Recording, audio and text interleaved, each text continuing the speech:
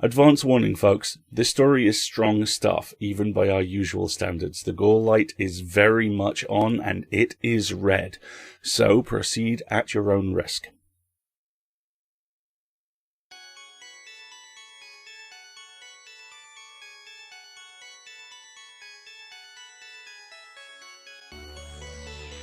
PseudoPod episode 564, October 13th, 2017. This week's story, Hello Handsome, by Garrett Cook.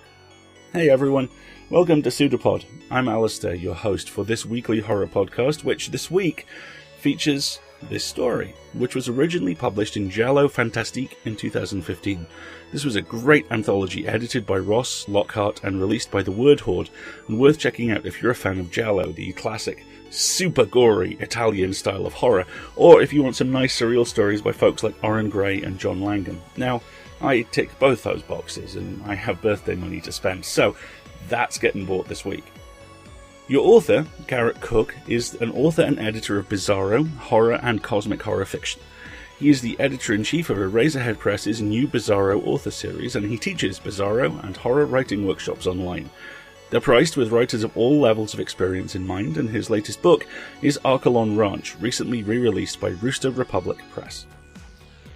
Your reader for this week is the Word Horde, who is back after an extensive absence, and we are delighted to see her return. Her podcast, Air Out My Shorts, is a legendary piece of work, and word is that this narration features a little help from, or perhaps a surprise cameo by, one Mr. Preston Buttons Esquire, also of Air Out My Shorts. This week's music is Night Flight by TERRORTRON. I'm going to say that again because that's a brilliant name. Night Flight by TERRORTRON, a posthumous electronic orb that splatters the ears of the living with a flood of brainwashing sound waves. Yeah, it's a Bandcamp for me. This is a side project of Anders Manga, who does our theme tune and has done since aeons of time, which involves scoring cult horror movies you've never seen. Pray that you only get to hear them. Find out more at terrortron.bandcamp.com. So, get ready to have some fun, or at least what you're told is fun. And they always speak the truth.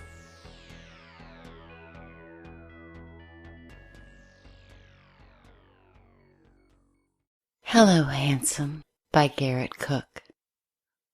Our sisters and us, we whisper beneath the glass. There are so many of them in and out, stopping to look at the case, shaking their heads and walking. Some of them hear, some of them bend an ear or take a closer look. Some of them we reject. We are perfect, and thus we are vain. A gangly thing with a pockmarked face wants to touch us, wants to bring us home, but we hiss. And I know he hears us hiss, so he keeps walking. The girl behind the counter, she looks sad, robbed of her commission. Callous bitch. Then we see him, then we smell him, the right one. We coo to him inaudibly soft, but we know that he can hear it. His face is weathered some, but not displeasing, unblemished, not browned by the sun, but age and a great deal of smiling. He looks smart in his gray hat and his raincoat. So very smart. The sort of man who would shop at a store like this one, where the finest is sold to the finest. The finest, that's the sort. We cannot help but notice his hands. It is in our nature to notice someone's hands, of course. The hands are strong, the fingers slim and exquisite. His wrists are slender, the bones of his knuckles hard. These are not the beaten hands of a man his age. These are not the hands of a working man, but nonetheless hands with purpose. I barely need to let him know I'm here, or to talk over our sisters. He is deep, but is wonderfully legible. Wonderfully, wonderfully legible. He approaches the salesgirl and points into the case. I'd like to see this pair. Oh yes, oh yes, oh yes you would. You would like to get to know us and let us know you. You would like to take us home. There are stories we read in the people that come and go about the things that happen when we're taken home. The exquisite warm sensations, the adventure and delight. Some of his secrets are legible, but there is so much more to know. She opens the case. Our sisters, our envious sisters, say, "Pick us, pick us!" But they know how this works. I'd say they should be ashamed of themselves, but we've often shown the same lack of refinement ourselves. And looking at those hands of his, they'd all be fools not to want him, or not to want him want them. The salesgirl gingerly presents him with us. He slides one hand in, and we know that there's a part of him that can hear us moaning. He extends those long, lovely fingers out, spreads them, wriggles around, filling all our secret places and crevices. We sigh in him. We know him. Angelo Sardi, a jazz pianist. He must be careful with his fingers. Oh, those fingers. You can feel the care he takes, and we can feel that he'll take very good care of us, and us of him. We are one. The fit is perfect, and it's destiny. He was made to have us forever, long as we live, long as he lives. He was made, this man, to have us forever. He fills us, we fill each other with each other. We whisper, "You are ours now. We will keep you warm, not just your precious hands. We will keep you warm."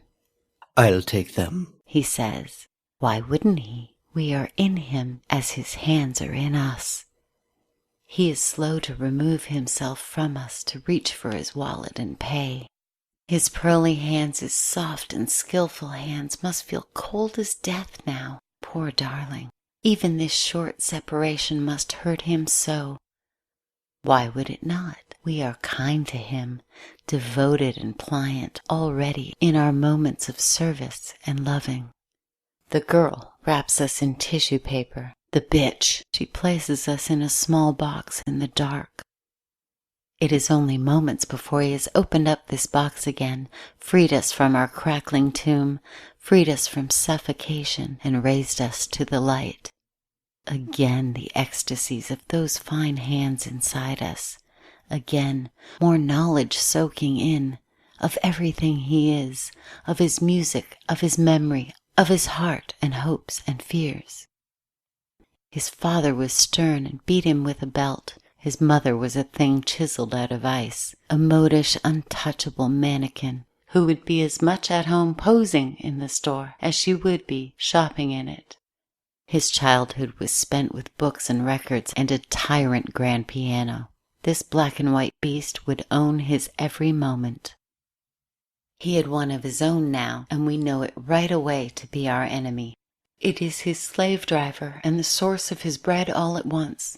And when his fingers are on those keys, they aren't in us, and we are apart. He makes us sit on a glass table in his parlor to look at the red velvet couch and the chairs that match it. Those hands make such music, rolling across our rival's spine. Those hands make it spring to life. We have not heard such music often, though I'd heard snippets in the front brains of some of the shoppers. He is a famous man, Signor Sardi, famous and talented and lovely. We scream for him to touch us. He approaches cautiously, confused. "Hello, handsome. It's all right." He picks us up, runs his fingers up our 5 fingers, feeling our exquisite black leather flesh. We tingle some. He is being cautious and being coy, and driving us to sighing and desperation. You want us, Angelo Sardi. You need us, Angelo Sardi. We are one now, Angelo Sardi. Come and touch us. Come and know us, Signor Sardi. He doesn't know why he needs us, but he does. We were in him. He was in us. He must know. He slides those perfect fingers in again and stretches them out. There is something in him that fills us with wicked notions. We think he and our wicked notions can be good friends. and us with his. Sometimes he sits at the window in his living room, shades drawn, so that he can look out to the building next door. His great secret shame is that he does this. He tries each day not to do this, but sometimes he succumbs. His fingers rest inside us. He considers it, and we whisper our agreement into him. He goes to the living room and he draws the shades. Across the street is the blonde, the great white thing, a Swede. He watches her every time he can't not watch her. He wants her golden hair to brush across his chest. He wants his teeth on her throat and on her shoulders. He wants his mouth on the pink tips of her pale peaks and those hands, those perfect hands, grasping her buttocks. We like the taste of his arousal, but the thought of separation hurts us. Somehow he knows that he wants to satisfy us. Hands still firmly in us, he unzips his pants and pops his manhood out. We had seen them in people's dreams before, but never one in person. We like the firmness and smoothness of it as he grabs it. We like the length and textures of it, the myriad of different textures and contradictions. We thirst for all his textures and contradictions. He lets out a sigh as he watches her, and we clasp him tight. She is naked at her window, all her geometries on display, all her textures, her repulsive bubbles of texture, not firm like his body, and hands not firm like... Oh. She shimmies back and forth in place at her window, not at all concerned about who might be watching. She actually turns and looks right at him, and she smiles a gigantic smile. She squeezes her breasts and leans toward him, showing her big, full woman's body to him, the whore. We like the hardness and firmness. We like that he is springing to life, but I hate what he feels toward her. We hate the excitement that should belong to us, even as it belongs to us, since he is in us and we in him. She backs out of the room and we're relieved. He is breathing heavy. He's confused. He doesn't get up or look away. He waits for, he longs for, and he hopes for her again. And the whore, the tease, the subject of his worst impulse, doesn't disappoint. She returns with a chair, sitting in it and facing the window as he is. She spreads her legs wide and taunts us with her pink complexity, taunts us with the wandering of her hands, which he echoes with his own. Squeezing tighter, yes, tighter, yes, please, please. Squeezing tighter, pumping harder, eyes rolling back in excitement. Please, please don't, please don't, you mustn't, please, please don't, please don't, you mustn't let go, I need this, you mustn't, let go. We need this. Forget the whore. We need this. Forget the whore. We love you. Forget the whore. We need this. Look at her filth. Does that filth? Does it? That hurts. He squeezes so tight it hurts, and suddenly bubbling out, salt sweet and life dripping down the shaft and onto us where we drink it through our fingers. Thank you, more. Thank you, more. He is finished. He breathes heavy. He's delighted in our touch on him, even as his eyes delighted in her. But who should he be faithful to? His eyes or his hands? We can see in him that this has always been a difficult decision, and that is really no right answer for some men. He wipes his gift, his seed from us. He just bought us after all, and doesn't want it to crust. We want it to crust. We want it soaking through and on our every surface.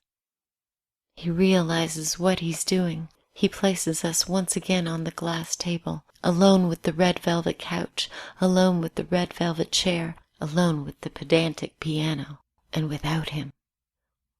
We are without him. It isn't fair. We have only one purpose. We are here to keep him warm, and why begrudge us that? We whisper at first, and then we scream for him, to let him know that without him this is a nightmare. We want only to keep him warm.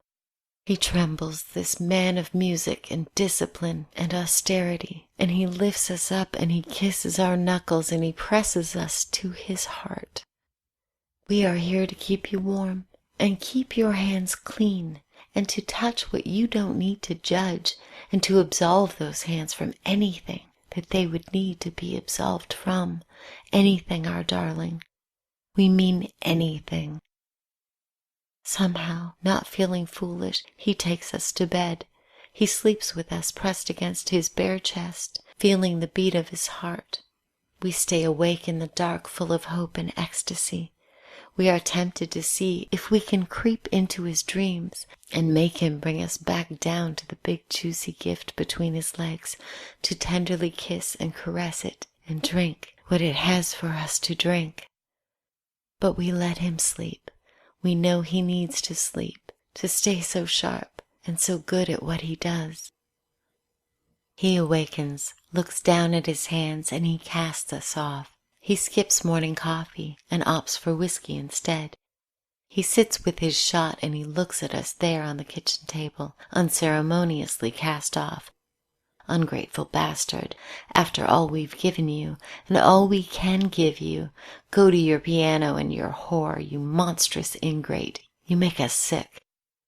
Oh, darling, we didn't mean it. Oh, darling, don't be mad. He examines us as if he expects us to move of our own volition. I know you can hear me, he says, scared that he is saying it. I don't know who you are, but I can feel what you're doing to us. I don't understand this. He downs the shot and gets up and paces the room before returning to us. We coo for him coyly. We whisper his name, and he feels a stirring in his stomach. He sits down with us. You're just a pair of gloves. I'm going crazy. No, darling, we swear it. You're not. No, darling, it will be fine. No, darling, we're here to help you. He picks us up and presses us to his face, swimming in the feel of our leather, sharing skin against skin, so intimate what we have, so perfect. Are you afraid now? You're not afraid. He places us down again, mouthing an apology, and he goes to the tyrant piano and he starts to play, listening to a recording, following the metronome, such discipline. We hate the piano, but we love the man who plays it. We admire his discipline here. But we miss his hands. We always miss his hands. We have to keep his hands warm. We have to keep him warm. How can we do this, resting on a glass table? He finishes playing and puts his hands in us, and we go for a long, long walk through lovely Roma. He shows us how the bronze of the statues feels and tortures us with the chill of gelato. He strokes the wiry fur of dogs and sneaks a pinch at a dark-haired woman's buttocks. We savor the texture, we savor the pinch, and we savor his surrender. But we admonish him over the whores. We are tired of the whores. He doesn't want to seem crazy, so he waits until he is someplace private before saying that he is sorry. We want to say that we accept his apology and take enough pleasure from the symphony of touch he has provided, but we are not content. We lead him again to the living room and make him hurt and fill him with shame. We want him to do the wrong thing. We want him now to be filled with shame. And maybe we want another taste of him as he watches the whore in the building next door, undressing and working her fingers and dancing for his pleasure. Again he does this. Again he feels himself as she works in and out. He feels something amid the disgust. It is just a blip, a passing fancy of a man whose mind is under duress. And loved as he is, as confused as he is, his is a mind that is under duress. He wants this temptation gone. He wants to be free of this. We can be free of this. We know how this can be done. He shakes his head, though his body is fluttering and responding. He tries to tell us no, as the whore at the window says yes, not knowing what she had said yes to. Yes, darling, you will be fine. We will keep your hands warm. We will keep them dry and we will keep them pure. You don't need to worry anymore. He walks off to the kitchen and finds the knife. Hello, handsome. I love the contours of its handle and the idea of the sharpness of it. The idea that it can mean the end of the whore. He holds it in his hand and begs us not to let him. It's fine, darling, it's fine. We'll help you with this. Your hands are warm and protected. Your hands are safe from this. He hides it in the pocket of his coat. He returns to the window and he waves hello to her. She waves hello back. He motions for her to wait and she smiles and nods. He walks to the front door of the ancient white building next door. He pushes the buzzer and she buzzes him up. He ascends the stairs to her apartment and he knocks. Gently he knocks to spare us the impact of it. He loves us like that. He loves us so very much. We will return his affection again. We will serve our purpose and free him from this obsession. She answers the door and lets him in. She is still undressed, clad only in a big, ignorant smile. Sit down, she says to him, and he sits down. Can I get you a drink? He nods. He sits, breathing heavily, eager, anticipating. We tell him over and over, this is a good idea. It is something that he wants. He wants to be free of this, of the nerves and the shame and the anticipation. He places us against his heart so we can feel the beat going fast. It's all right, darling. We are here for you, darling. We are here. He stands up, whispers his love, and knows this will be okay. She enters carrying drinks, and he charges, thrusting the knife into her doughy stomach. He presses a hand over her mouth as he stabs her again and again, splattering us with thick, red, burbling sweetness, a wellspring of thick, red, burbling sweetness, splattering us with horror. And she tastes so good, so right, soaking into us. She feels so good. More fluids, more delight. We beg him for more, and he complies, making a long horizontal slash and tearing into the wound that he's created, ripping a great jagged hole. She gasps her last, and he lets us into the cut, to feel around, to splash and swim and soak up heart and soul. We know her now, just a bit, as we knew him. We feel even less alone, we four now, that we have that knowledge. Though ecstatic and excited, he withdraws us. We must be going, out the fire escape and elsewhere. His hands are warm. His hands are clean, but we are dirty and joyous.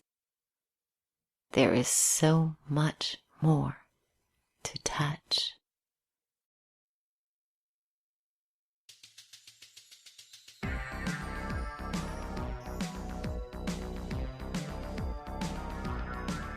I can see this one 3 different ways, and they're all to do with guilt. The first, and most obvious, is that this is a story about a pair of evil gloves that like to be worn while people are murdered. For most genres, that's unusual. For horror, that's Tuesday. The way that the glove's sensuality is explored is Clive Barker-esque by way of Crowley. Do what thou wilt shall be the whole of the law, becomes do what thou wearest tells you to. Then there's the possibility that what we're doing here is sitting inside the coping mechanisms of the murderer. Guilty is a slippery fish, and we're always happy to let that particular fish jump back into the water. Self-deception, self-denial, you're not the bad guy. Not unless you're wearing the gloves, of course, and you never wear them out of choice. Only when they make you. And finally, there's the chance that what we're sitting in here is the fantasy life of the murderer. Guilt is corralled inside the gloves, as is blame, but it never quite stops talking. The killer recast as tragic, doomed hero, fighting their worst urges and always losing. Because the gloves tell them what to do. You don't understand, Your Honour. The gloves made me do it. I didn't kill those people. If you say that loud enough, you get to hide behind an insanity plea, and even if you don't, It's a way of shifting the guilt away from you. You never killed anyone with the gloves off, after all. But the simple, ugly, elegant truth of all this is that every single one of these could be true, and absolutely none of them matter.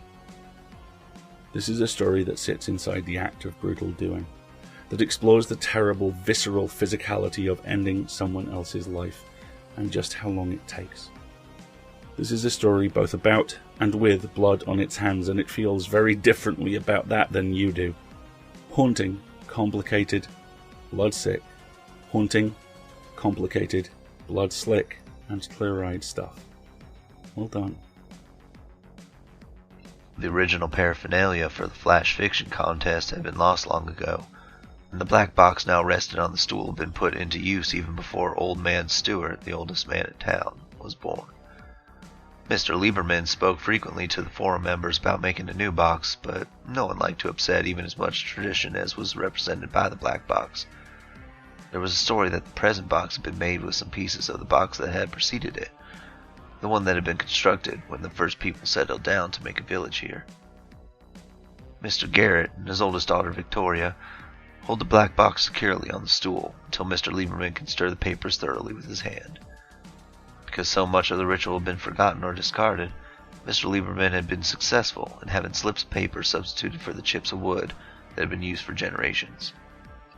Chips of wood, Mr. Lieberman had argued, had been all very well when the village was tiny, but now that the population was more than 300 and likely to keep on growing, it was necessary to use something that would fit more easily into the black box.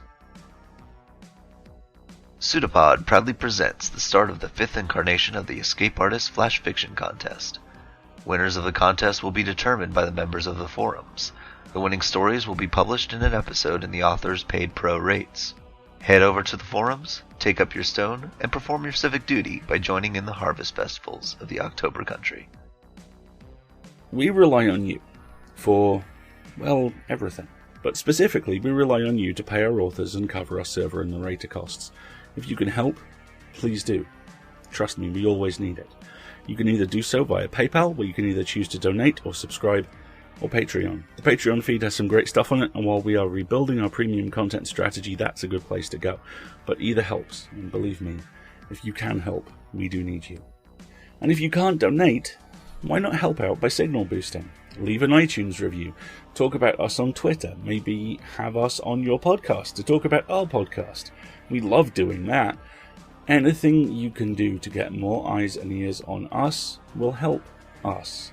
So, please, if you can, if you like the show, if you like any of our shows, talk about us. Get us noticed a little bit. Help us to raise our profile. Because, I won't lie to you, all those, hey kids, podcasts are cool now, articles that hit every 6 to 8 weeks, I'd really like us to be on one of those. But money's good too. So, if you can, go to pseudopod.org and click on Feed the Pod. Donate or subscribe through that, or go to patreon.com/escapeartists. And thank you, as ever, for whatever you can do. We return next week with Cuckoo by Angela Slatter and read by our very own Victoria Winnick. We'll see you then, when we will be a production of Escape Artists Incorporated and released under a Creative Commons Attribution, Non-Commercial, No Derivatives license. And our closing quote this week comes from one of my all-time favourite movies, Peter Jackson's Heavenly Creatures. We have decided how sad it is for other people that they cannot appreciate our genius. We'll see you next week, folks. Until then, have fun.